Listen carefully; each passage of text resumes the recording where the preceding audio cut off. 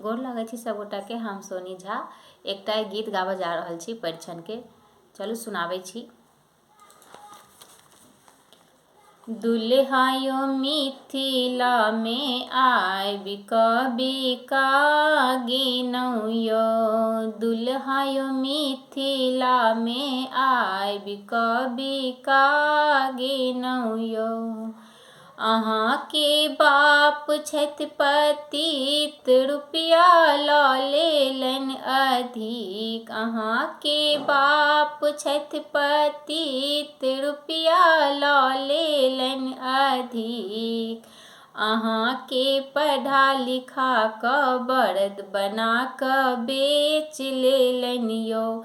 अहाँ के पढ़ा लिखा कऽ बरद बना कऽ बेच लेलनि यो। दुल्हा यो मिथिला में आबि कऽ बिका गेनौ यो।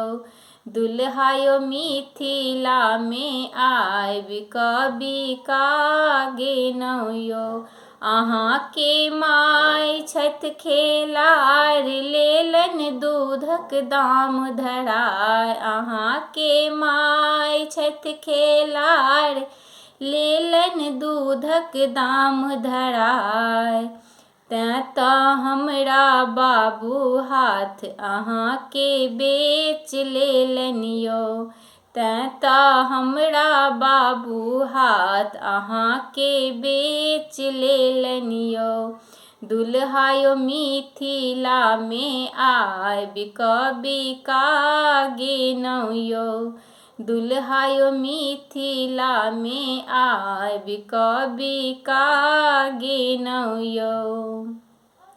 अहाँ के भाय छथि कुकर्मी, रुपया कऽ लेलक बेईमानी। अहाँ के भाय छथि कुकर्मी, रुपया कऽ लेलक बेईमानी। अपना बहू के नामे बैंक में जमा केलनि यो। अपना बहू के नामे बैंक में जमा केलनि यो। दुल्हा यो मिथिला में आबि कऽ बिका गेनौ यो। दुल्हा यो मिथिला में आबि कऽ बिका गेनौ यो।